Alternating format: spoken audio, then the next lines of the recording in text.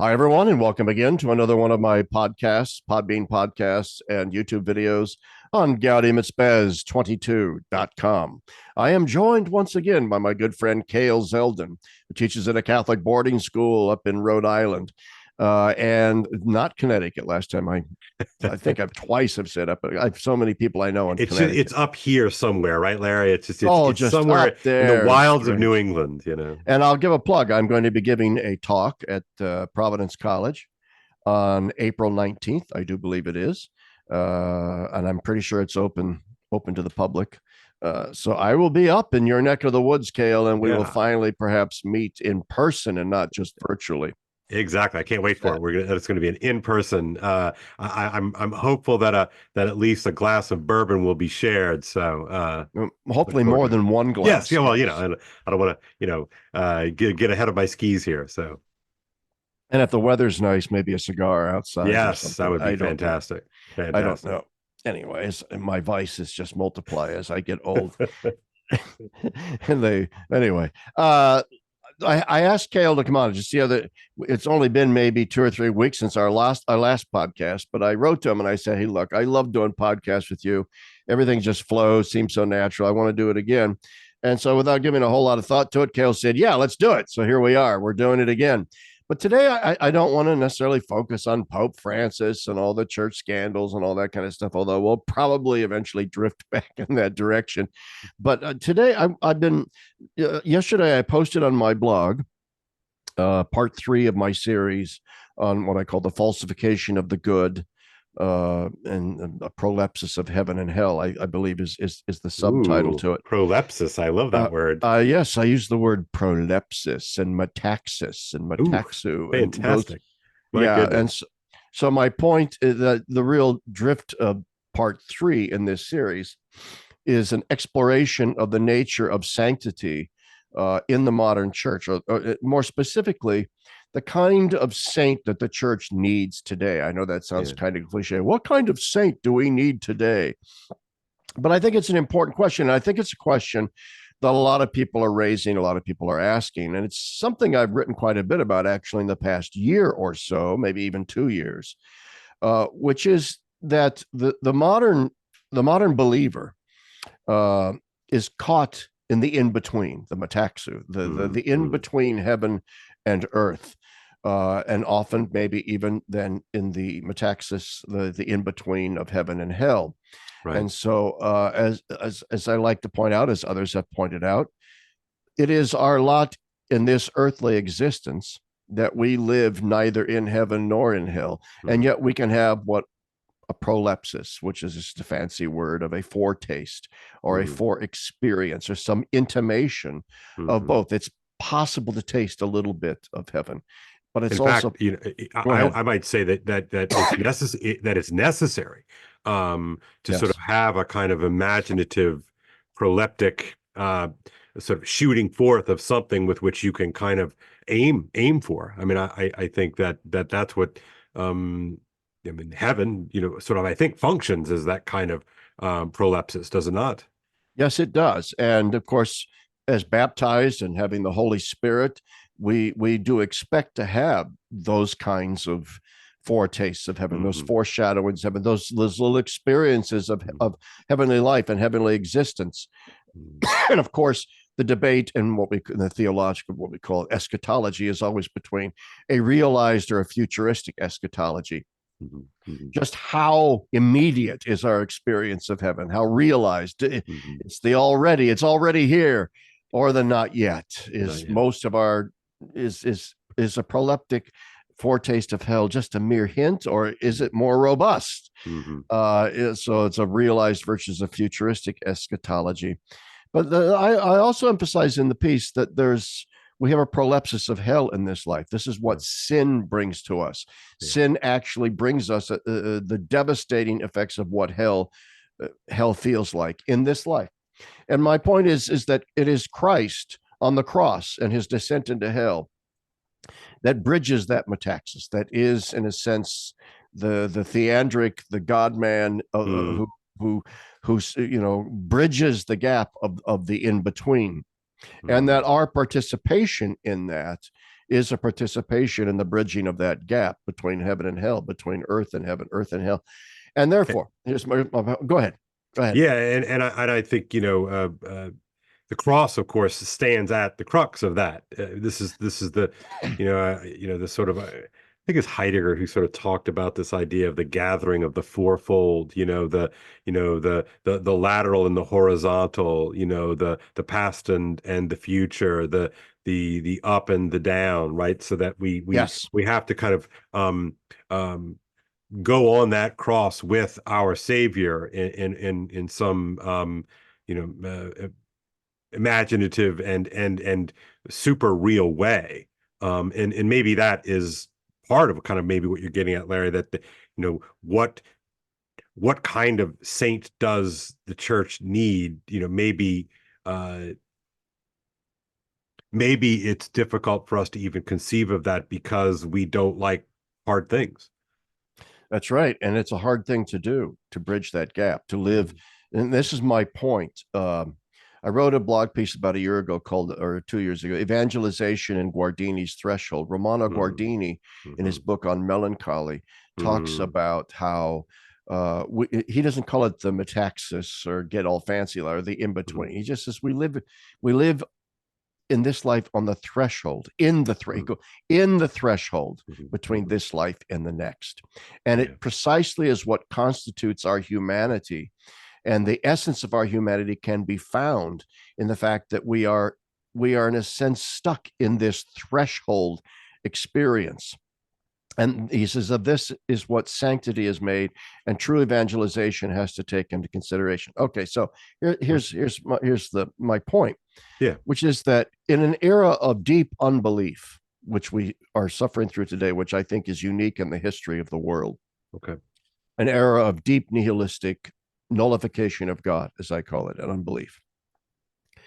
It is no longer possible, as Balthazar points out, for the evangelist to presume a certain natural religiosity on the part of those others outside of the church, those others in our culture. You can, like in the missionaries of old, could at least presume, as they stumbled upon ancient pagans, a certain natural pagan religiosity to the unknown God. St. Paul says on the Areopagus. Well, there is no unknown God anymore. There's nothingness. What modernity represents is the erasure of all binding addresses, as Peter Berger, the sociologist, calls. That's a great way to put it. We have no binding address, no binding spiritual address. Modernity erases our binding spiritual addresses. And therefore, my point is the saint has got to be one who can now, through a process of vicarious suffering and empathy, enter into that deep, deep, profound nihilistic unbelief for the sake of the unbeliever, and conjure up connaturally a feel for it, which is going to be then, in some sense, something that pushes the modern saint kind of to the fringes even of Christianity, as you're going out as far as you can go, to the edges, to the fringes, to the peripheries. As Pope Francis is always saying, I think this is what Pope Francis means when he says, let's go to the peripheries, let's go to the margins, let's leave our comfort zones, forget doctrine for a while. I think he's wrong to say stuff like this sometimes, but I'm trying to get my mind around the guy. Well, yeah. So go ahead. Yeah. So, I remember in a former conversation, a prior conversation you and I had maybe 2 years ago now. I don't remember, the days sort of blur away as you get into this post-50s world. But I remember being initially very excited and thrilled, frankly, when I heard Pope Francis talk in those terms. I was really excited when he started talking about going to the peripheries, and I was really excited, when he was talking about, frankly, the evils and the nastiness of clericalism and these sorts of things. And I was really hopeful because I thought he was going to kind of herald in finally a kind of, or prepare a church finally for a post Christian reality that I Yes. could just sort of feel in the marrow of my bones. I know there's an evangelical writer by the name of Aaron Rand, and he runs a newsletter called The Masculinist, and he's really quite good. And he's put this taxonomy in First Things and other places, but he first developed it on his Substack, The Masculinist, and he talked about a kind of positive world Christianity, a neutral world Christianity, and finally a negative world Christianity. Now, he's, of course, writing this in specifically the American Evangelical Register. But I, as always, think that these are sort of patterns that replicate themselves Yeah. Well, sure. in our world too, as to Roman Catholics. And it really does seem like the institutional church has lagged behind a recognition that we do not live in the world in which you had a robust and Right. an authoritative church who could speak with clarity and purpose, right? And unfortunately, I would just say, and again, I don't want to make this sort of like a nasty podcast today, for whatever reason. I really feel like we have exchanged one version of head in the sand strategy for another version of head Yes. in the sand strategy, right? So that the answer is not to sort of tack over to kind of the soft warm embrace of secular humanism and the deracinated and disenchanted worldview that they seem to offer, but rather, frankly, to tack to a kind of weird and wild, more weird, more wild, more radical version of Christianity in the face of a world that I think you and I would both agree is pretty inimical to the fundamentals of the gospel. But I don't see that, and so it seems like yet another attempt to be sort of differently bourgeois. Oh, I agree. By the way, I'm going to read you. Can you still see me, by the way? Yeah, all good, Oh, okay, good. Because all good. I'm going to read something that was in the blog post Okay. that I posted along those very same lines. I'm going to say, I'll just read this now. Yeah, And yeah, go ahead. I could put it up on the whiteboard, but I'm afraid of losing. But anyway, I say, I further suspect that the kind of sanctity we will see today is of a new kind that will give the appearance of a worldliness that many pious and tender souls might find shocking. Mm, We will see more and more holy people speaking openly of their prolepsis, a foretaste of heaven, mm, as requiring of them a descent into the prolepsis of hell, with mm, Christ as the point of contact that makes this action possible. And this descent mm, can and will take on many different forms depending on your state of life, blah, blah, mm, blah. But then I come mm, down here. Well, okay. And that the suffering of the saint refuses assimilation both to the world of modernity and the world of the church, mm. insofar as that church is still one of power and wealth, clinging to the last vestiges of its Potemkin village of institutional respectability. So that's Yeah. kind of, it's just Amen. bullshit on both ends. So, but then I Yeah. say this. Here is where I find Pope Francis to be both unbelievably attuned to the need of the church to move out of itself and into the in between of engagement with the world, church as field hospital and all that. Mhm. But I also find him unbelievably obtuse as to what this means or how it is to Mm, proceed. His response seems to hinge on participating via the path of empathy with those because of sin who are on the peripheries, but mm, without bringing along heaven as a restorative remedy. mm, He has lost the Christological point of contact and has opted instead for the mythology of modern globalism and moral latitudinarianism. mm, As such, he represents to me one of the greatest missed opportunities in the modern church. What could have been a papacy of energized lay sanctity for the sake of the world out of the heart of the church became instead a papacy fixated on a quasi Marcionite theology that pits the angry God of doctrines and commandments against the kind right. God of antinomian and love. That's So, right. That's you right. know, That's right. And that's that unfortunate pitting, the sort of the nasty, the nasty CDF or the DDF now, right? The nasty, the, you know, the, uh, against, the sort of, freedom, from all that Yeah. kind of oppressive doctrine Yeah. type stuff. And I just find that to be uncompelling, like really just Oh and as gosh. someone Yeah. who lives and works with kids every day, it's so, I mean, I know it's kind of passé to say now, or it's sort of tired to hear, someone, conservative like me say, that when you chase relevance, you become a clown. But it's really true. It's really Yeah. true. That the secular world has nothing but contempt for churchmen and women who would chase after the affirmation that they have on offer. Yeah. It remains true. However And often that's you may have heard a conservative say it, it's true actually. yeah, it's true. And it's cliche, but it's true. Mhm. That the more the church seeks after relevance, the less relevant it becomes. And I think especially because when the church, for whatever reason, when the church seeks after relevance, it's always like 30 years Oh, behind. it's bad. Yeah, it's a really bad version of it, isn't it? Yeah, it's just it's out of date as soon as it's in date or whatever. Yeah. Yeah. But to return to the main thing, this is people often, I think, misunderstand our criticisms, say, of the current papacy Mhm. as flowing out of just sort of an angry traditionalism. How dare this pope, Right. poke holes in Tridentine Catholicism's massive scholastic A- edifice and so on And and that so is just such a misread, certainly of you. And I know I don't put myself out there quite as much as you do in yeah. terms of writing. I mean, it is such a caricature of where I come from, or that it's some, I'm tired of the smear of, U.S. conservative Catholics, and it's like, what are Yeah. you talking Yeah. about? Like, I'm not Oh, I some like know. secret member of like a Republican, you know, uh special Oh, interest I group. Like know. it's I just mean, it's so gosh, yeah. dumb.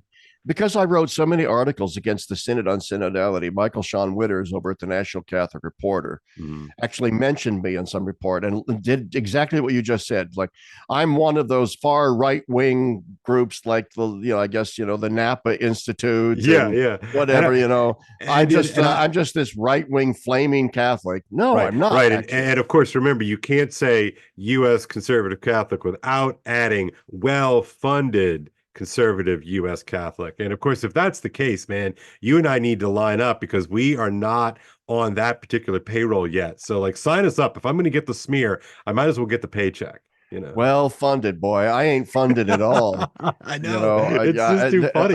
I tell you, we live on the edge of. Yeah, I know. You and I both live Yeah, on we've the edge talked of about this. poverty all Yeah, the dang time. yeah, And I can barely make ends meet. In fact, we don't make ends meet, and we right. are Catholic workers here on our farm anyway. That's right. But anyway, so the point though is this: that in talking about modern day sanctity, I was like you when Pope Francis first hit and some of his first things came out and so on. It's like, yes, this guy gets it. He understands. Mhm, He mhm. understands that the old Constantinian institutional form of the church is dead. It's as dead as disco, Totally, totally. and it's not coming back. Unlike maybe disco is coming back. I don't know, You but never it's know. not coming back. And he understands, therefore, that the church has to reshape its message, reformulate its message, and so Mhm, on, mhm. retool itself. Great. I got on board with all that. Yeah. And then, and so, yeah, you go to the peripheries. And so I'm thinking, modern sanctity is going to be among those people who understand the need to really launch out into the deep water, as John Paul said, and the Yeah. deep water, both of a deep Christian spiritual understanding of things, a deep mysticism on your own, but also the deep water of empathetic, vicarious suffering for the sake of Mm, the other, of entering into the pain of mm, the modern world. And that the mm, modern saint needs to bring both of those things to the peripheries. And I thought, oh, this is clearly what Pope Francis is talking about. mhm, But bit by bit, drip by drip, brick by brick, mhm, it became clear, whether you're talking chapter 8 of Amoris Laetitia or the latest Fiducia Supplicans or whatever, mhm. that what we're talking about are simply the peripheries of sexual minorities. Right. And it's such a fascinating bait and switch. It's like, Because on the one hand, I'm sure you've gotten smeared with this one too, that, oh, you all are obsessed with sex. And it's sort of like, actually, truth be told, I'm not actually obsessed with sex. No.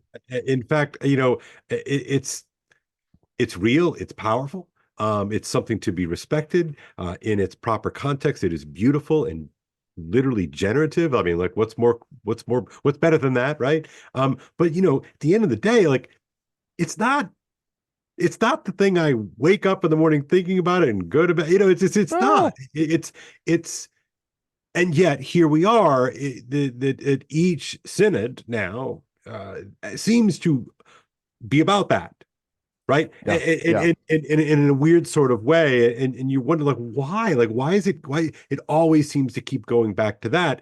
And then somebody who's, again, conservative like me or conservative like you, then gets accused of being obsessed with sex. And I'm like, I'm not the one obsessed with sex. It just keeps coming up and coming up and coming up and coming up. It really does. I mean, it really, really does. I mean, look at it. The first synod on the family.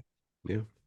What was all the brouhaha about? Well, are we going to have divorced and remarried Catholics be allowed to commune? In other words, a sexual morality thing. And then, of course, should we say something about LGBTQ? Right. No. Then, of course, go ahead. No, keep going. Amazon. Yeah. Well, then the Amazon Synod, and the whole thing wasn't about how do we tailor the message of the gospel to Amazonian cultures. Should we have married priests in the Amazon? Right. So once again, a sort of sexual morality sort of thing. And then comes along the Synod on the youth. And instead of really focusing on the crisis that really afflicts the youth of today, which is a crisis of techno-pagan, pornified, okay, or dislocation, cosmopolitan dislocation. And so anyway, no, it's like, well, we have to talk about LGBTQ. And then, of course, at the latest Synod on Synodality, the whole thing was, what are we going to say about LGBTQ? Right. It just seems like every time you turn around, they're the ones, the progressives are the ones that are bringing up, well, should we talk about divorce and remarried Catholics? Should we talk about celibacy? Should we talk about LGBTQ? Right. And then completely ignore the real. And then the latest, right? Which is this Cardinal Fernandez, Tucho or Tucho, as I've heard people jokingly call him, is like this really actually weird obsession that verges into the creepy, to be perfectly honest with you. There are new writings that emerged today or yesterday. Oh, good. There are new writings from his period in the mid to late 30s, where his 30s, not 1930s. His 30s, where he wrote similarly orgasmic sort of things. Okay, Larry, it's again, I'm resisting this, but I gotta say something. It's weird, man. It's just weird. It is freakishly weird. It's kind of a creepy kind of grooming. As I've said and others have said, and I don't mind talking about this. I figured we kind of drift in, like as I said at the beginning, we drift in this direction because what we're talking about is sanctity. No, this is the point. What is disappointing is that a papacy that had every opportunity, and I want to come back to this, every opportunity to become a pope of the lay revolution of sanctity, a pope who truly understood the need for a lay revolution of the church, as Dorothy Day said, and it has been derailed. It's been derailed by this kind of stuff. And instead of saying, oh, you guys are always harping on the Pope, well, let's take a look. Why in the heck did this Pope promote Fernandez to this job? He seems wholly unsuited to it. And if you look at the kind of salacious garbage that he was writing in his 30s, says, oh, I wouldn't write that today. Well, why wouldn't you write it today? Yeah, right. Well, because and then he throws it back on us because it's so open to misinterpretation.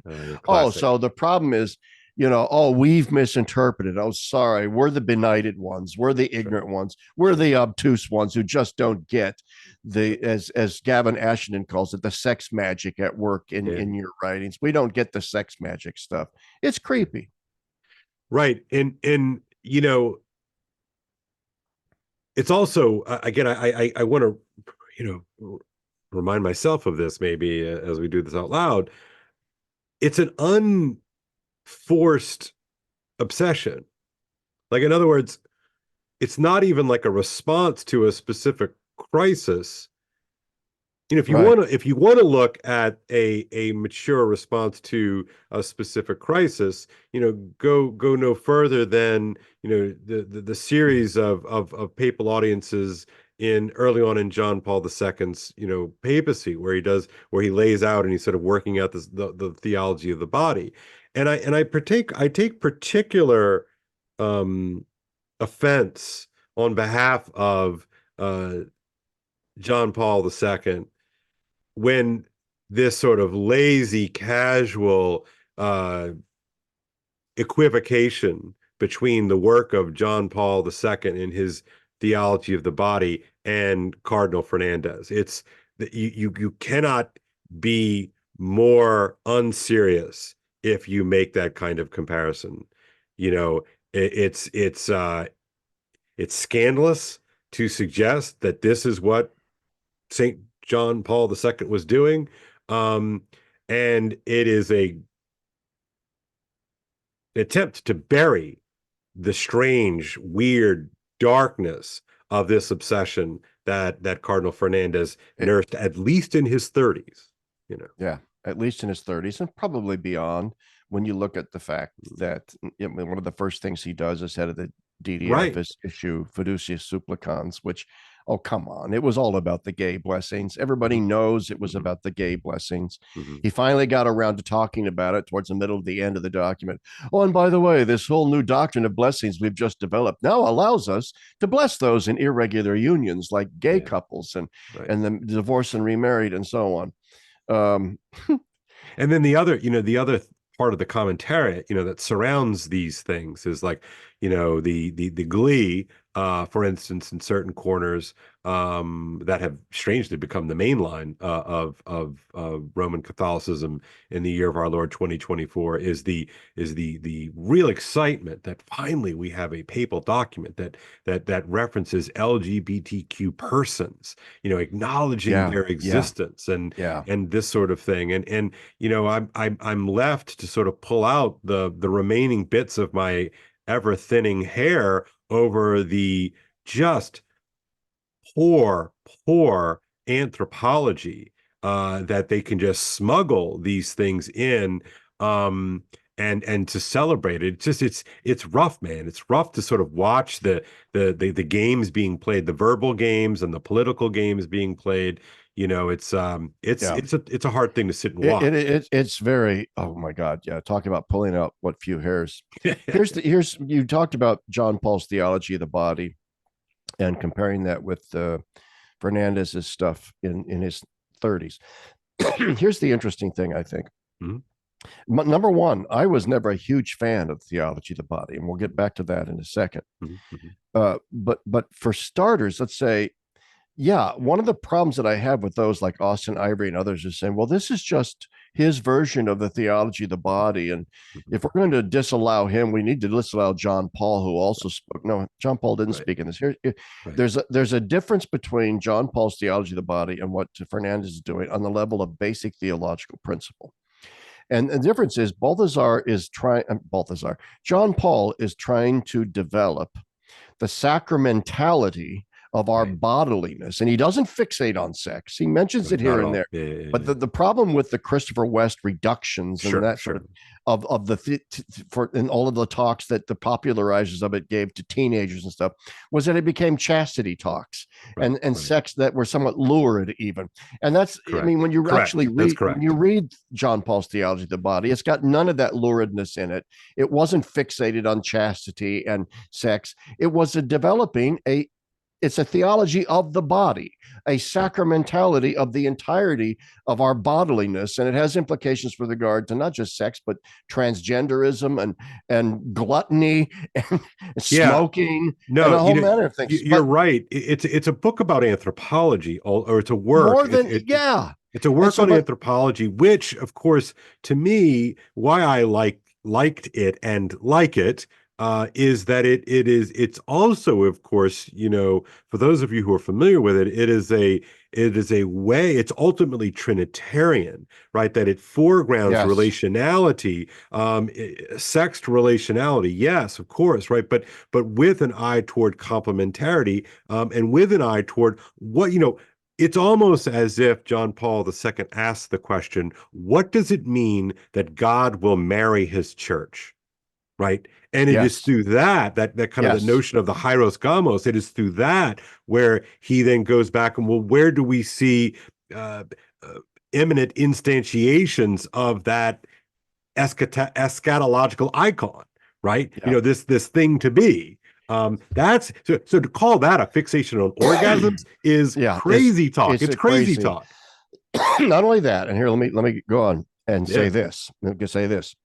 I think one of the things that motivated John Paul to do the theology of the body Mhm. was precisely because of a criticism that was leveled against Humanae Vitae, That's which, right. of course, John Paul perhaps even ghost wrote parts of it. Yeah. That's the rumor anyway. Yeah. But Humanae Vitae obviously is a very short and small encyclical. Mhm. And a lot of the critics of Humanae Vitae, I think to their credit, point out, I disagree with them ultimately, but to their credit, point out that the theological apparatus and argument within Humanae Vitae against contraception is relatively thin. It's Yes. simply Can you very, explain very that? thin. Can you Well, explain that again? okay, Because it's we're simply friendly, an you're it's friendly. simply an argument from basic natural law teleology that says, look, there's two purposes to the sex act: procreation, and then the unitive aspect of love and passion between a married couple, bringing them closer together. Mhm. One of the things that Humanae Vitae does seem to do, in a sense of in changing church teaching in a subtle way, Mhm. was previous to Humanae Vitae, the focus always said that procreation is the primary end of marital sex, and the unitive love dimension is the second end of marital sex. But procreation is the primary end. Yeah. So there's a in Humanae Vitae, there's a kind of leveling of It's a those, a leveling and say, non-hierarchical leveling. Yeah, that's yeah, interesting. Yeah, exactly, and say they're both co-equal in Humanae Vitae. right. That's That interesting. that both aspects must be there, and I Mm. actually think that is a valid thing to Okay. say, Okay. because in the old thing that says, well, procreation is number one, and the unitive aspect is secondary, then I think that would imply that it would be perfectly moral for a married couple to simply have sex for the purpose of procreation, even if the sex had no love significance to it of any kind. I see what you're saying. And so Yeah. what Paul VI is, he's saying, look, okay, obviously couples can have sex with the goal of having procreation in mind. Children. Yeah, Those of us who've tried to have children, we know what that involves. that's right. Sometimes you're not in the mood and you say, oh, Yeah. well, you're ovulating now. So, okay, let's do, Let's go. Yeah. so let's go. But still, nevertheless, there's a love dimension there. There's a love. Mhm. And so Paul VI is bringing this out and say, okay, they're co-equal. But Okay. then he says, but both have to be present. Otherwise, the teleology of the act is ruined, is Mhm. thwarted. And therefore, contraception is immoral. Can't use it. Okay, that's all well and good. That's the basic teleological argument from natural law. But it does leave a lot of gaps in exceptional cases. And, what do you say, for example, to a woman who's already had 10 kids and now has Sure. health issues? Yeah. Are you going to say, oh, that you're not open to life if you have your Mhm. husband put on a condom or something? And Mhm. so these extreme cases were always tossed out there and said, oh, humanity. So I think what John Paul is doing in the theology of the body, to a greater or less extent, is he's giving the broader theological apparatus. He's giving the background. I'm glad you brought this up. The anthropological background, which is grounded in the ecclesiological and the Trinitarian and the Christological background. He's doing all that because ultimately, here's the point: the theology of the body is trying to create a broader argument against contraception That's right. and the entire dissent from Catholic moral theological teaching. That's its purpose. That's its goal. It's trying to buttress Catholic moral theology with a broader theological apparatus. On the other hand, Fiducia Supplicans is Well, hold on. I want to press pause on that. I want to get to FS in a second. So then now insert, just for the sake of your audience here, how do you appreciate now Cardinal Fernandez's work which seems to fixate not so much on what we might call the procreative or the unitive, but rather a kind of phenomenological Oh, yeah. exploration of orgasms. Like, Yeah, I'm what glad is that? I was leaping too far ahead to Yeah, so Fiducia. we'll get there, but let's. Yeah, I wanted to. Yeah, actually, what I wanted to talk about when I started talking about this, and I lost my train of thought, was Fernandez's more salacious writings, because those who are making the claim, like Austin Ivory and Mike Lewis and people like that, hey, this is just theology of the body, kind of in a less erudite way. No, it's not. If you analyze the theological principles of Fernandez's writings, you can tell that there's no hint anywhere that what he's trying to do is to give a broader theological apparatus to the church's teaching in order to buttress that teaching. In other words, he's just talking about orgasms and things in the abstract. He mentions it in a marital context here and there, but clearly in almost everything that he wrote about sex in his 30s could be extrapolated and applied to gay sex, premarital sex, extramarital sex. I mean, because he just right in the abstract, or masturbation. I mean, in other words, like in other words, it's this weird acontextual fixation. And for that reason, it's Gnostic.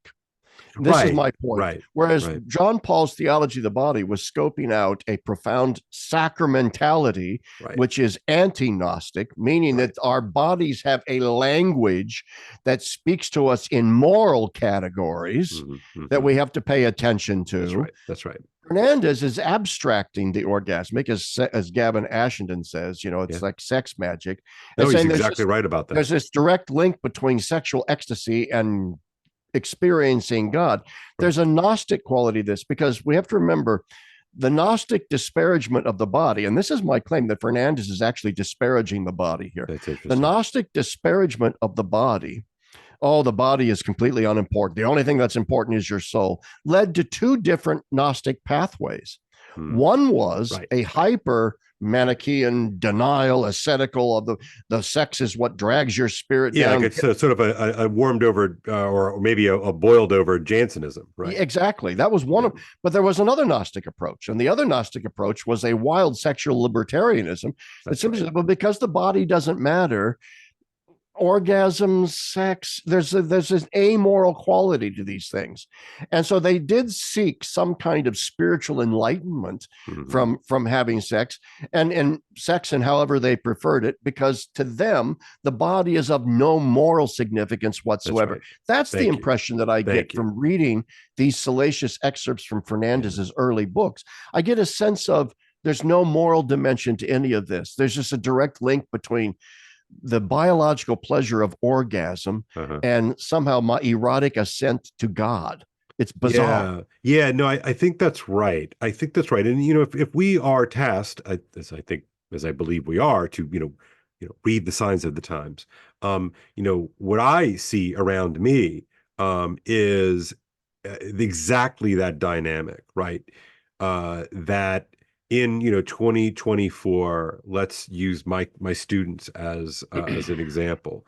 The big thing that they are going to be tempted with and are being tempted with, right, is the lie that sex doesn't mean anything, right? That love doesn't mean anything, and so therefore, if love is off the table, if meaning is off the table, then experiences are really the only thing that's kind of left. And so love the one you're with, right? As the song, as a boomer love anthem, the one you're with.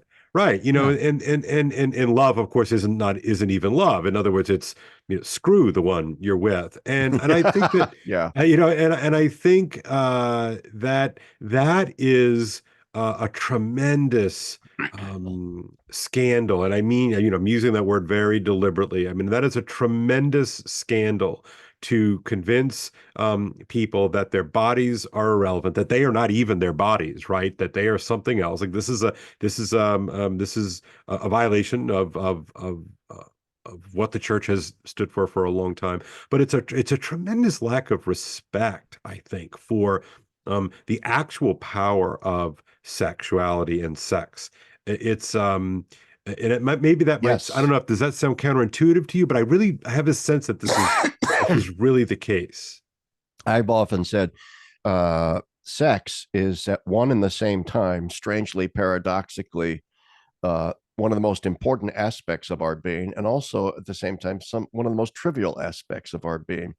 I think we experience that on a very fundamental level. It is possible for us, for example, to compartmentalize our sex lives, and so, especially men, I think, in very strange ways. Oh, for sure. Whereas at the same time, it's also this all-pervasively important thing. Look, and I see this along these lines about, this isn't really love, this is just sex. And the young people of today need some message more than none of this really matters. And this goes to going to the peripheries, sadly, with regard to Fernandez and the other people that that surround this Pope. For example, I can't stand their usage of terms like, those are just pelvic issues. I cannot stand it when people say, oh, that's just pelvic issues. Those are just the pelvic issues. And I've actually seen Pope Francis, he gave a talk one time where he said, we fixate too much on sins below the waist, as if, I know what he means. Okay, he's saying sins that involve sex. Okay, but to then call that sins below the waist is to trivialize it. It's also to slice up the soul. Yeah, right? Exactly. Well, as if we're not also heart and head, right? To go back to that Gnostic thing. Yeah, that's right. Those bits are not important.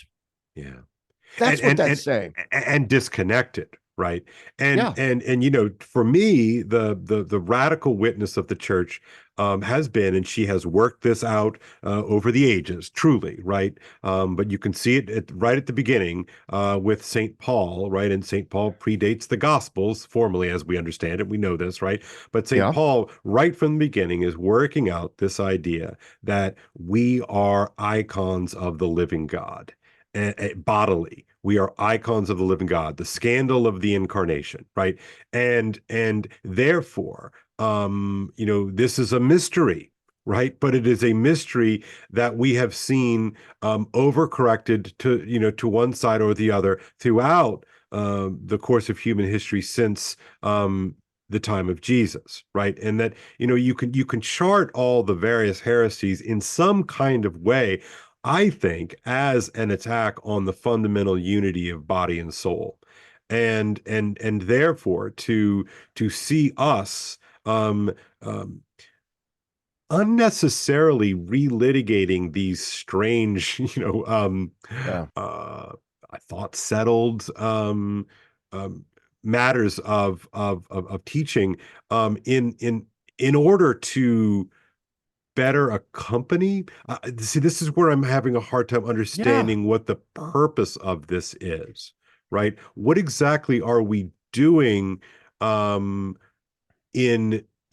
what are we, sorry, let me rephrase this. What are we hoping to achieve with this kind of work, right? So that's why I think it's so obvious in some sense that the person that would be chosen to kind of push this new thing, which is really an old thing, through is Cardinal Fernandez and FS, right? I think that's an important part of the backdrop, that it is, again, it's so obvious that he's of course the one that will do this. It could only kind of be him, right?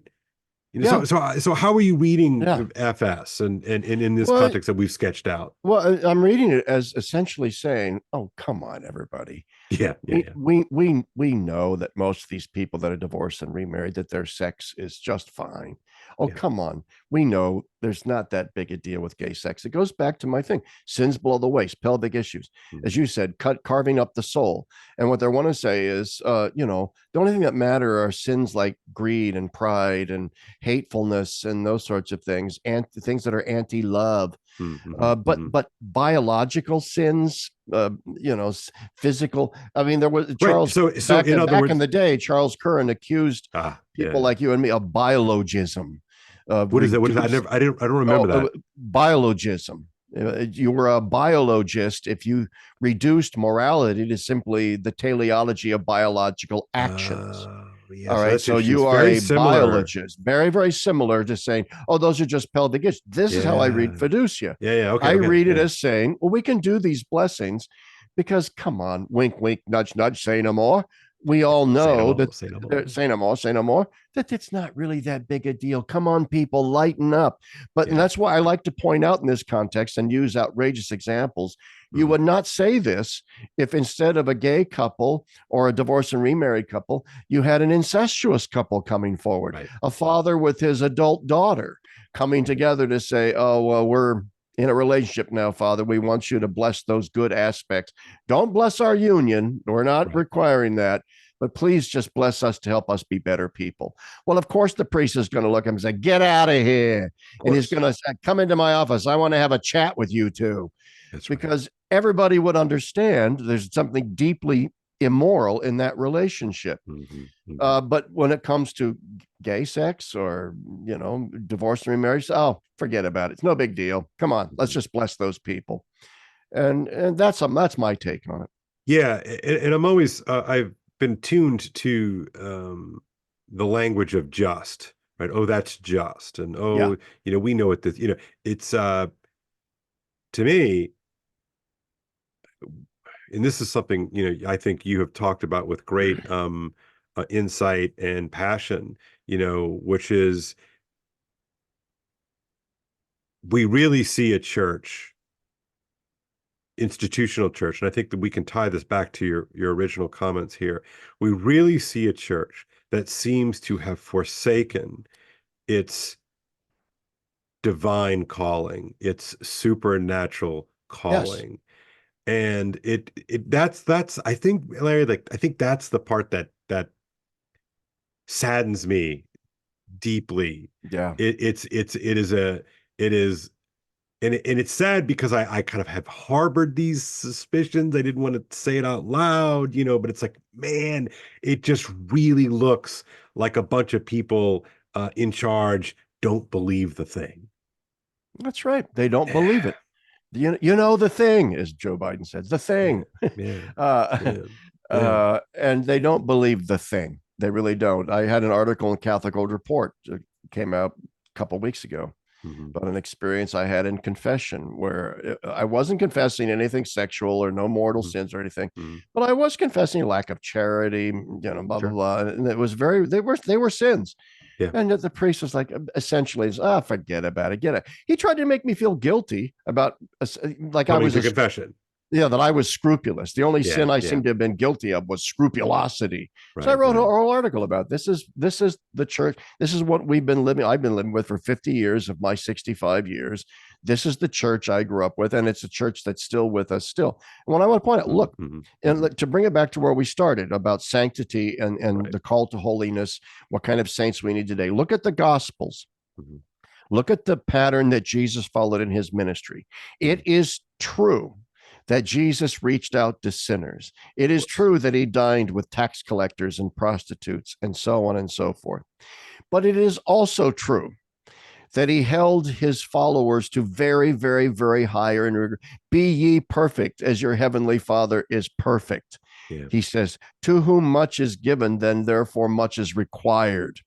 And when it came time to do the Last Supper, he didn't sit down with tax collectors and prostitutes. He went to an upper room and That's did right. it in this within the secrecy, whatever you want to call privacy Privacy. Yeah. of just his closest disciples, which meant this meal I am now having with you is not the same thing as the meals I had in the homes of tax collectors and prostitutes. That's In exactly other right. words, the Gospels have this strange dynamic of both Mm-hmm. this wicked call to holiness, like Yeah. Yeah. to mix Yeah.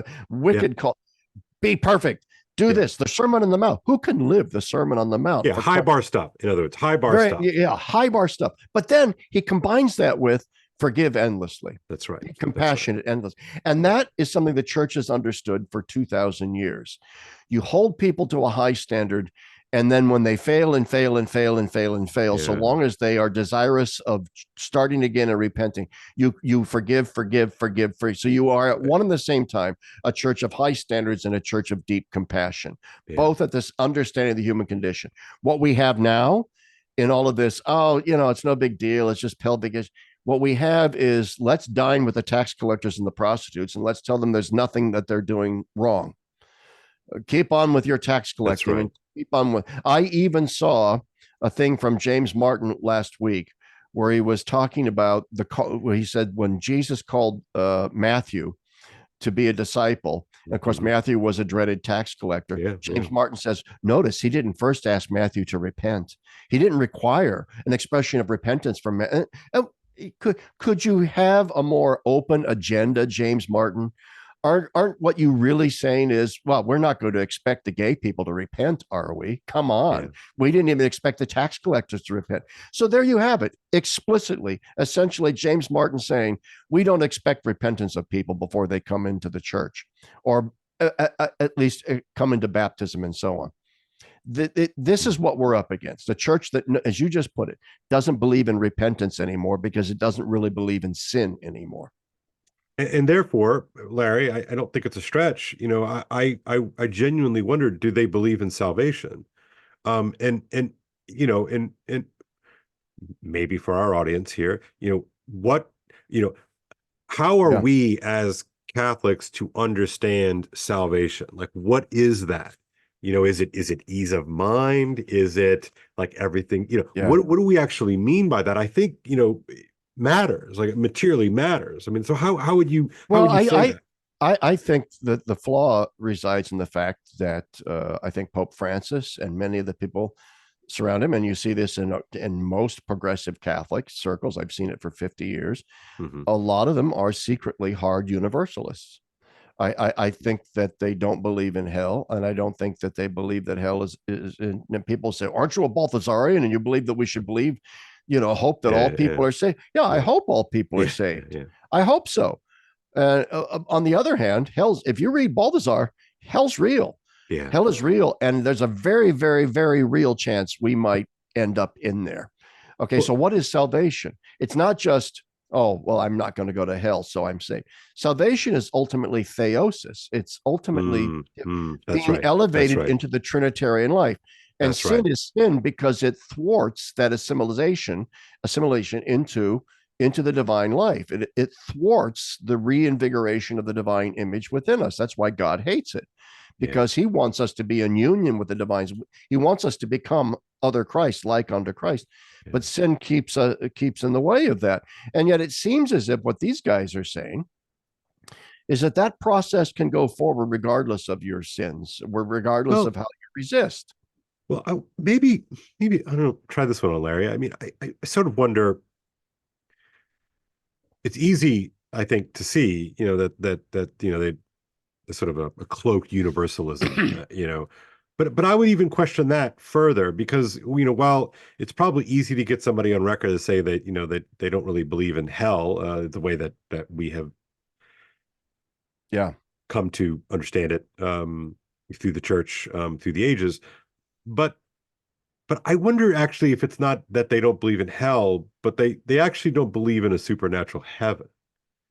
It could very well be. Do you see what I mean? In other words, Well, it goes along with part my of theme. Go ahead. I was just gonna say, because part of what we are called to do, as wayfarers, right, is to we are in essence, goodness and virtue and blessedness, are practicing in the now for the now after, right? That we are, as Dante would have it and others have it, we are called to sing the Sanctus, Sanctus, Sanctus in perpetuity with God and the heavenly hosts, right? That is what we're preparing for. And so I wonder actually if they don't really believe in that Well, stuff. thank you. Yeah, I agree. Thank you for calling me back to my own first principles, because my blog started 4 years ago with a ringing denunciation of the de facto atheism that is at Right, the heart of the right. church. And that's And really what yeah. yeah, Go. so So what does it mean? universalism is therefore just a kind of backstop. Like if the pitch goes wild, in other words, that they don't really believe in supernatural things. You're right, and they don't really therefore believe in either heaven or hell. They might say intellectually that they do, but what's in Uh-huh, their soul? What's in their faith? What is in their uh-huh. heart? They are purely in what Charles Taylor would say in the immanent frame. That's right. That's right. They live Yeah. purely horizontally. And they have buffered selves. I saw and you that's the said on dirty. Twitter today something about that. I Go did, ahead. yeah, and then that's the dirty secret of Taylor's schema, right? Is that if you don't believe in a spirit filled, spirit moved universe, right? That then not only does that have implications materially, that materially is there's no such thing as material because it doesn't matter, but there's also then sort of weirdly no such thing as spirit, right? Right. It's a Yeah. it is a disbelief in the order of creation. So if I'm thinking in these terms, then it's like no wonder that they get mad at you or me who would suggest that we deny ourselves. It's that anyone is the call to holiness is fundamentally a call to suffering and sacrifice. Because they're sort of like, well, what for? What for? What And for? more than that, they have elevated bodily Yeah, pleasures and the pleasures of this life from penultimate realities to ultimate that's right. realities, That's right. That's precisely right. because they're de facto atheists and don't really believe in a next life or in the Yeah. supernatural. Whether they want to admit it or not, earthly pleasures are the ultimate happiness that we have.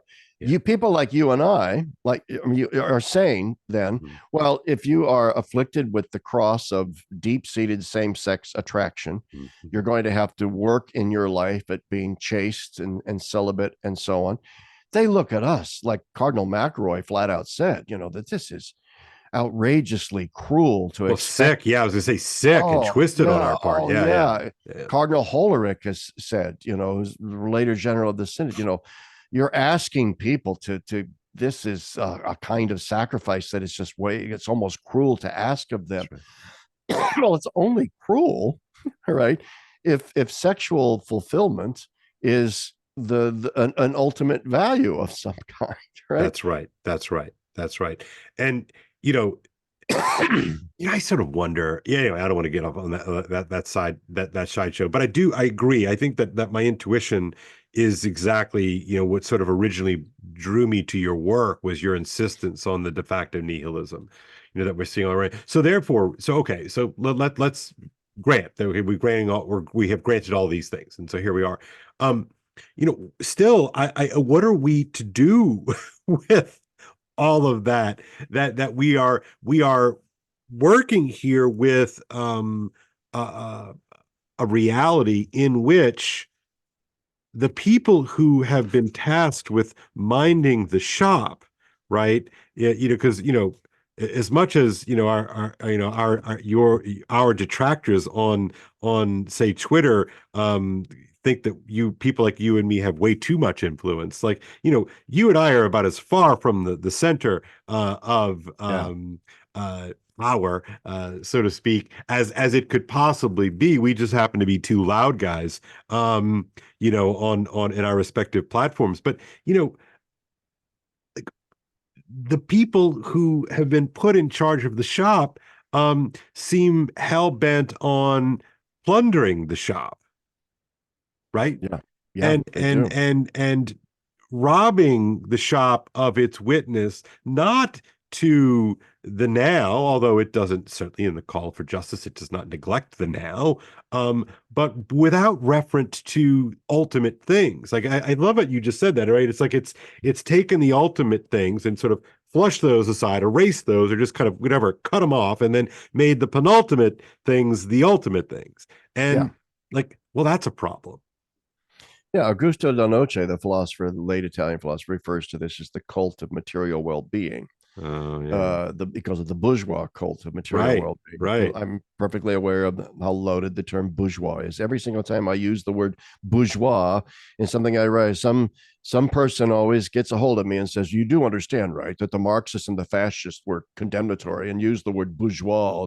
Yeah, I'm aware of that. Yeah, yeah, yeah, Okay, yeah. just Color me aware. Yeah. yeah, colored me aware of that. Okay, but it's been used in other ways simply to Yeah, mean that there's a mindset, as Berdyaev said, Dorothy yeah. Day said, Right, Augusto right, right, Noce, There's a Right. mind. Tracy Rowland, a modern theologian, says there is a mindset that modern consumerist, capitalist, Western culture has created within the middle class mind. Oh, there. Yeah. I avoided the use of the word bourgeois. Yes, All there it right, the is. middle Yeah. class Yep. mind, Yep. and Yep. that ethos is that there's nothing more important than material well-being. You may not say that consciously to yourself, but Right. those are the values of your heart. So that anytime I Yeah. write anything about holiness or sanctity or Uh, the need for lay people to live lives of poverty, chastity, and obedience, and so on, the evangelical counsels, the sermon on the Mount, I get blowback saying, well, what are you saying? Are you saying that we can't have any money at all or a nice right. house? Or Right. how do I do this with, 5 kids and so on and so on Sure. and so forth? I don't know. I can't pound those square pegs into those round holes for you. All I can tell you is that there is something inimical to living out the gospel of Jesus Christ if you've reduced the gospel to living out the American way of life. Let's put it Right. that way. Yeah. And it seems like the people in charge of our church today are intent on reducing the gospel to just that. Yeah.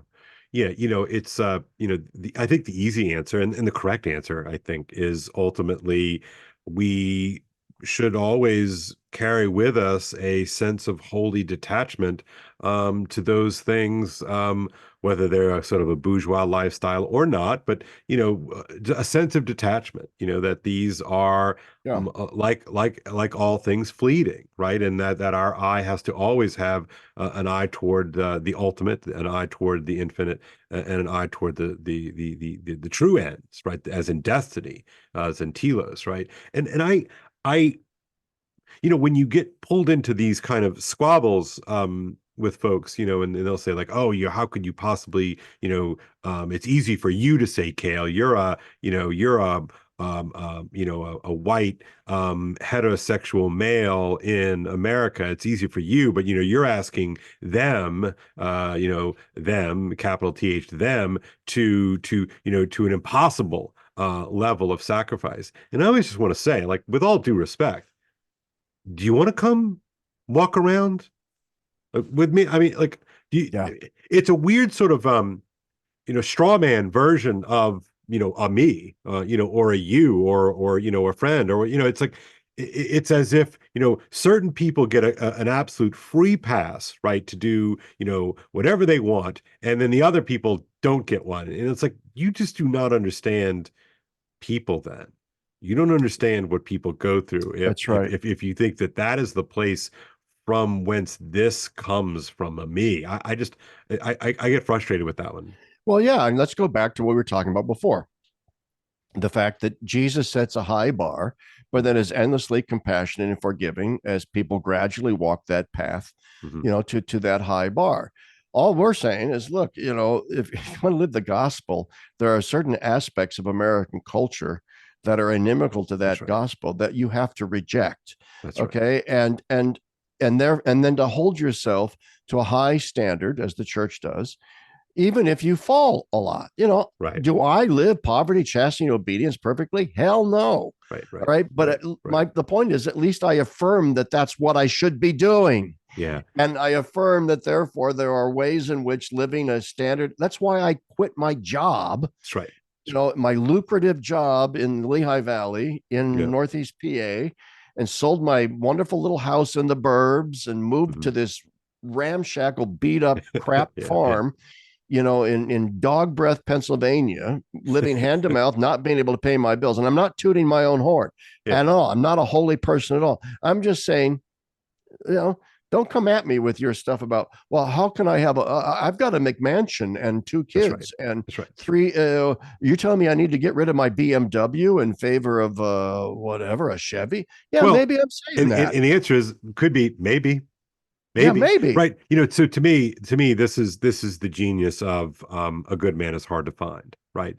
A good man is hard to find. Flannery O'Connor short story, probably the number one anthologized of her stories, and I think in certain respects probably her best. It's her most well wrought one. Anyway, the tagline, of course, is that she would have been a great woman if she would have had somebody to kill her every day of her life, or something to that effect. And the point, of course, is that it is very tempting to fall into a kind of ease, right? And to me, that what we have to constantly be on guard about is a sense of ease, right? That in fact the Yeah. gospel is an uneasy call, right? That this is part of the paradox that that I think you're talking about. But the you know it's very easy to fall into or to guard ourselves against the kind of unease. And so, you look back, well, what are practices that Catholics have done throughout the ages?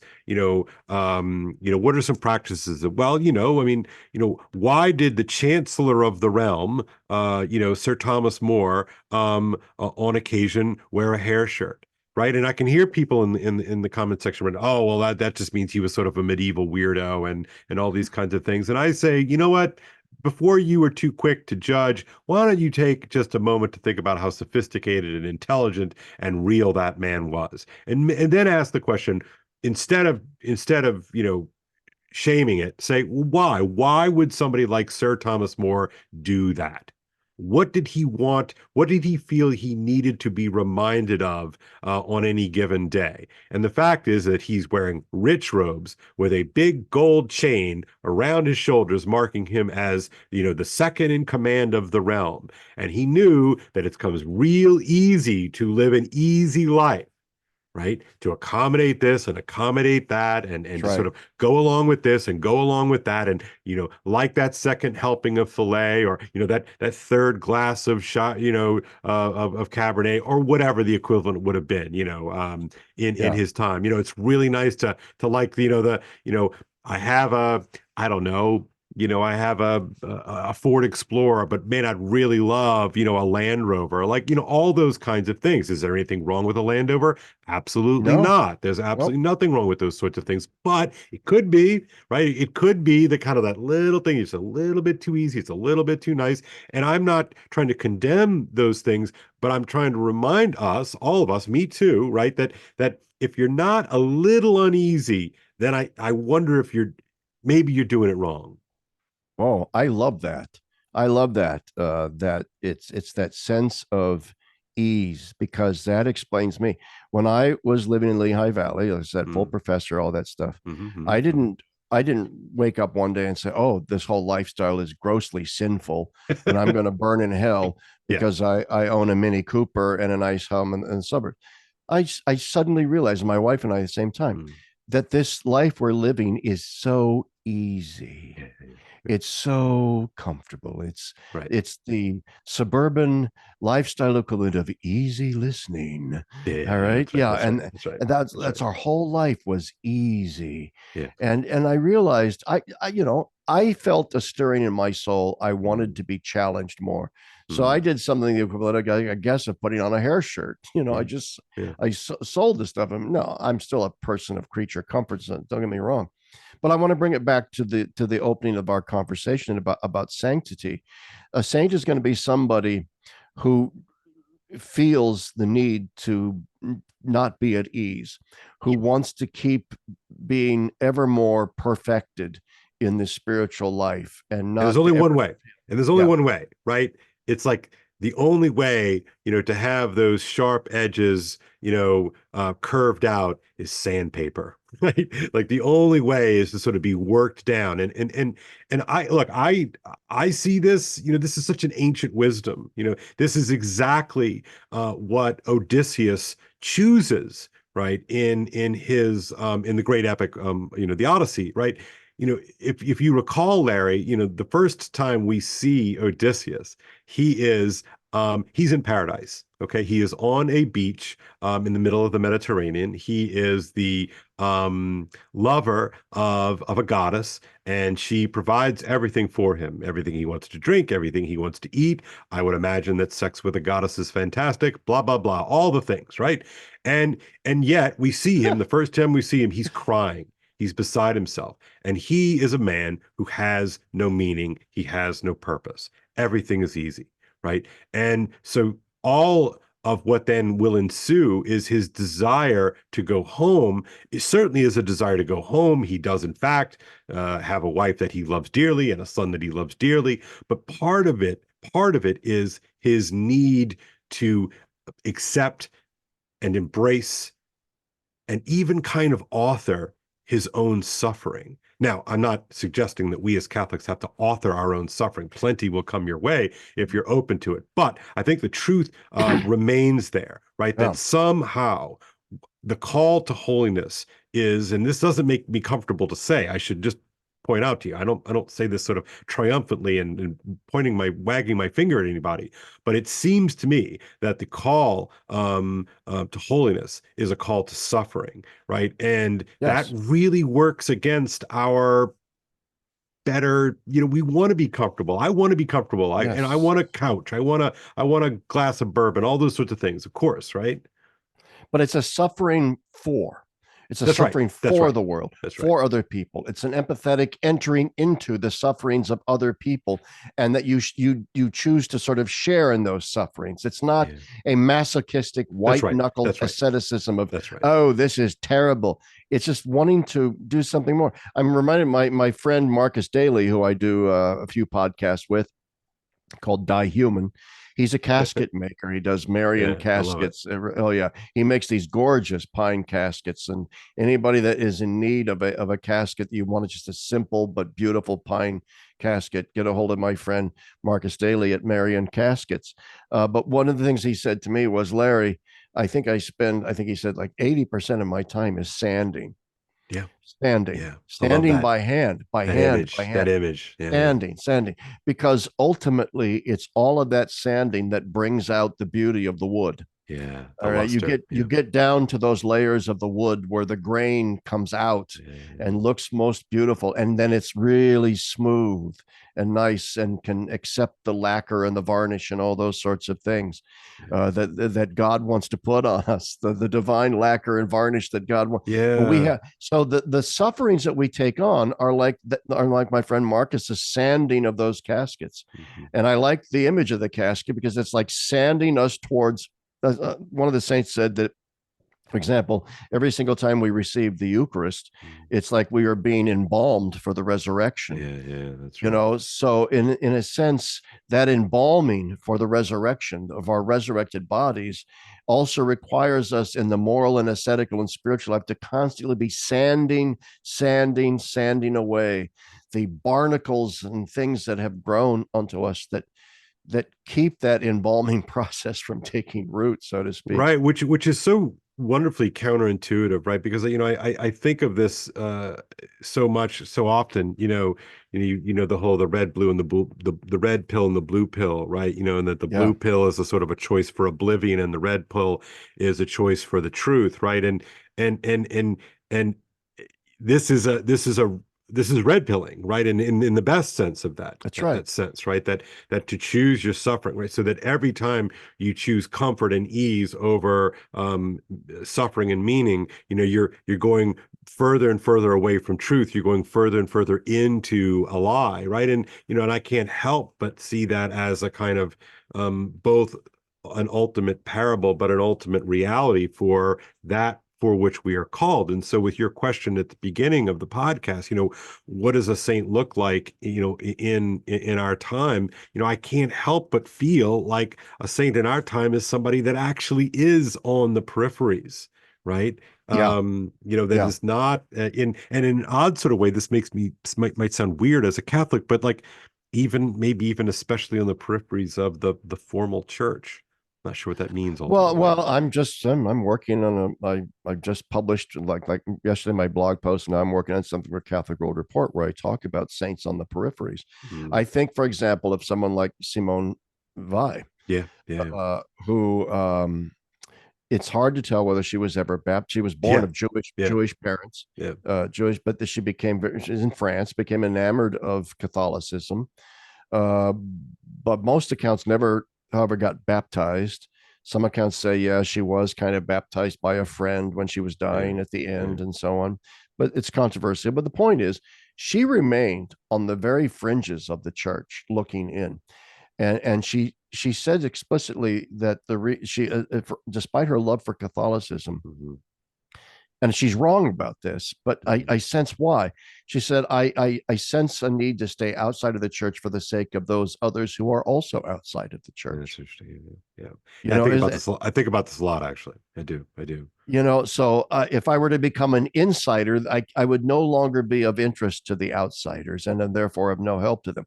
Now, like I said, ultimately, I think that the knack of the saints is to become an insider outsider, one who is Yeah, both, that's who right. from the center of the church, That's right. from the heart of Christ out into the world, which that means you have to share in Christ's kenotic descent Yeah. into the nether regions, I whether you like that. believe, That's really good. No, I think that's you right. know. I think that's a tough boy. It's a subtle point you're making here, but man, I really feel it. Like that's a true thing. That's a true So thing. This sort of this both and this insider yeah, outsider, this absolutely. liminal creature, this threshold creature, right? That's so good. And I That's so think she good. was a woman of powerful sanctity. I have no Yeah, doubt that yeah, she's in heaven. I personally, in my own mind, have yeah. canonized her. And Mhm. yet, there's a certain kind of Catholic that would look at that and say, well, she resisted baptism. She's Yeah, probably in hell. And it's right, like, right. well, oh my God.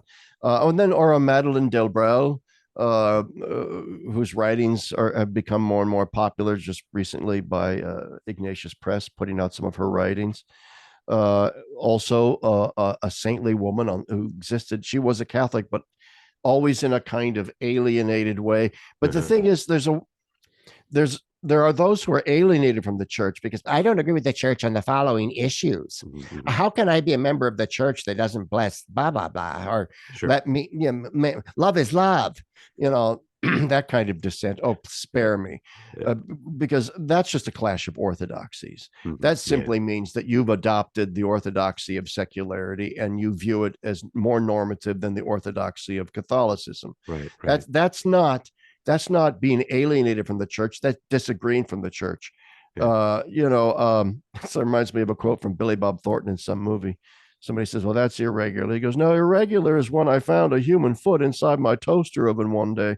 This is just odd. Yes, that is odd. Yeah, yeah. So I'm saying the progressive Catholic is just odd, all right, in the sense that it's just garden variety descent.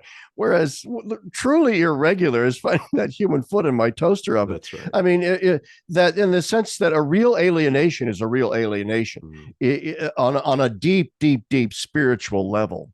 And I think Madeleine Delbrel and Simone Weil and others. And I'm not blessing that. I'm not in a sense valorizing darkness and sin and Uh-huh. doubt. I don't Right. want to valorize that.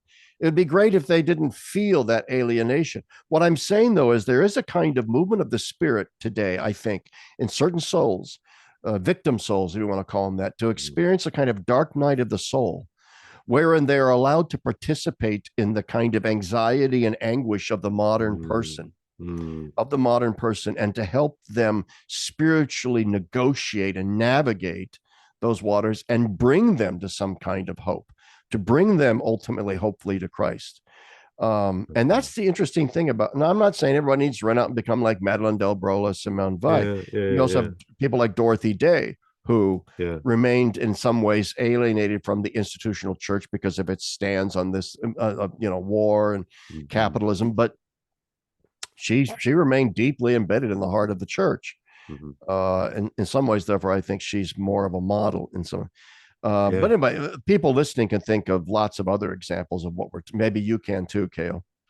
Yeah, no, I mean, I'm not, I don't have particulars don't pop into my mind, but just this sort of this framework, I think, is an important one.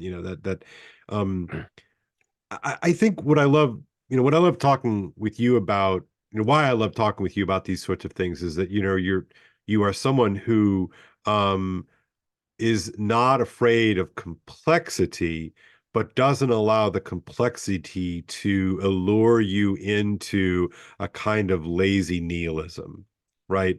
That Right. that that oftentimes, that it kind of degenerates into that kind of lazy nihilism. And no, I don't think we need that. I think we need to remember and keep in, top of mind, complexity is a real thing. But again, paradoxically, and in this sort of this back and forth that you've been talking about, this insider outsider thing, high bar, high mercy, right? I do this in my own classes. I Yeah. joke with my colleagues all the time, that I test aspirationally. My tests are hard, but I grade mercifully, and Yeah. my sense there is that I want to push my students. I want to keep them, going after hard things, right? But in the end, I want to validate the attempt. I want to validate those Oh, kinds of things. And so for I me, got, yeah. right. I mean, that is, I think, what that's the kind of sweet spot, that I'm looking for. Whereas I think a lot of times we flip it. We grade easy and are stingy on the rewards, or stingy on the Oh, affirmation. yeah. I mean, I think every great teacher's learned. I once learned a great lesson from a wonderful old IHM nun who was a teacher Mm, this years ago. mm, mm. And I said, "What's your secret, sister?" She goes, "I my secret is this. I start like a tyrant and end like a grandmother." She was That's so Irish. great. I That's start great. like a tyrant and end like a grandmother. Yeah, right. Yeah, because her point was you start with a low bar, the kids are going to lower themselves Yeah, down to that level yeah, immediately. And then if you come to your senses halfway through the semester and say, "Oh, I need to drag them up higher," it's you've lost it. No yeah, yeah, way. yeah, yeah, No way, no way. yeah, yeah. Anyway, That's so and exactly classic. that's the church, Yeah, Yeah, you start you high bar, high mercy. yeah. Anyway, but we've been at this quite a while. I don't know. Maybe we should probably. Yeah, this is Uh, good, man. This is good. This is I could, yeah. this is what the soul needed, man. Yeah, yeah, and that's what I love about talking about you. We could just tie all of these things together. I mean, and I guess one of the reasons why I like talking about this kind of sanctity, this kind of Mhm. modern saint, the anti-hero is Yeah, so common yeah. in modern film. For example, Right. I don't know if it still is. It was all the rage for a while there, the anti-hero. But It the continues. saint who isn't necessarily an anti-saint, but who breaks our expectations. And part of it is that I live a devout Catholic life in the Uh-huh, sense of uh-huh. the practice and discipline of the faith I take very, very, very seriously. Mhm, Frequent confession, mhm. mass all the time, prayers, liturgy of the hours, rosaries, teaching. I became a theology teacher and devote my whole life to all this stuff. And yet, I'm in the very heart and center of the church, and I am a believer, obviously. Yeah, And yet, I bet you can resonate with this too. There's a huge secular part of my soul yeah, of because course. I was raised a secular middle class, kid. Yeah. I grew up an American in the 60s and 70s. Right, And I, right, I wasn't right, raised in some sort of hippie commune. I right. wasn't raised in a countercultural bohemian art colony, Yeah, right? or an intentional community or anything Or like an that. Right. intentional community. I went to Yeah, your typical parish. yeah, I went to public school. I got yeah, catechized, once confirmed. That was it. Went through a yeah. whole to hell with religion phase before I Sure. rediscovered it. Mhm. But you know what? You don't leave that kind of conditioning behind.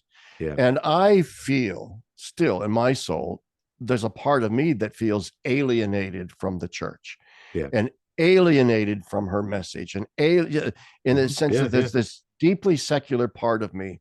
And I think that's why I can kind of live in both worlds. yeah. And I think you're the same way. It's I think why we talk to each other so well. And I bet a lot of listeners right now are in that same what I call the Well, insider outsider yeah, mode. we're amphibious creatures in a couple of different ways, and I think you really nailed this sense that you know, I,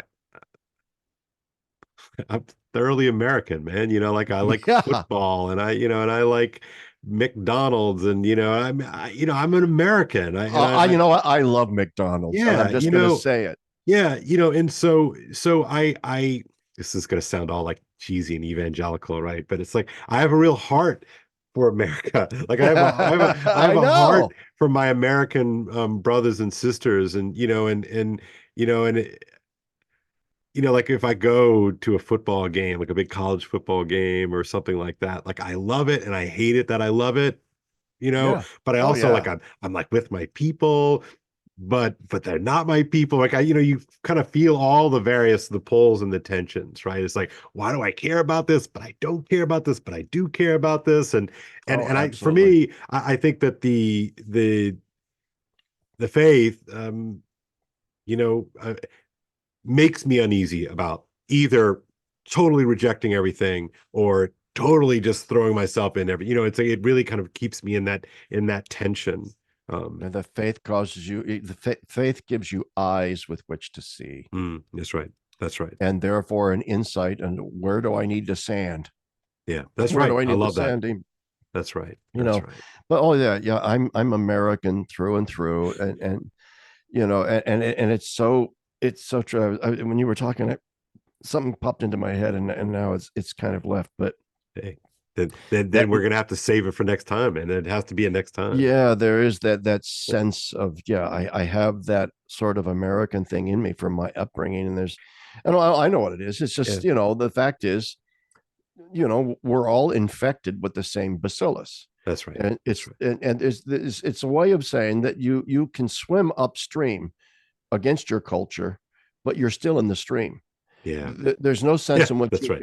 a salmon can just decide, well, I'm going to fly above the stream and just coast up there without any. No, I'm going to have to swim in this stream upstream, and I'm going to get wet with this water.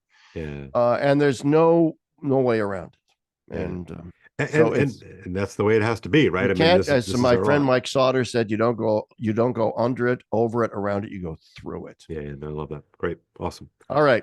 Brother. So, we'll have to have part 10 or whatever. Yeah, we got to keep it going. This has been great. Thank you for having me on. This is all right. It was hopefully your audience likes it. I know for me, it does me a world of good to be able to chew the fat with you. So thank you, Larry. I appreciate it. All right. Well, thank you, Kale, for coming on yet again. I'm sure you'll be on again. And thank you for everyone for listening. Bye now. Cheers.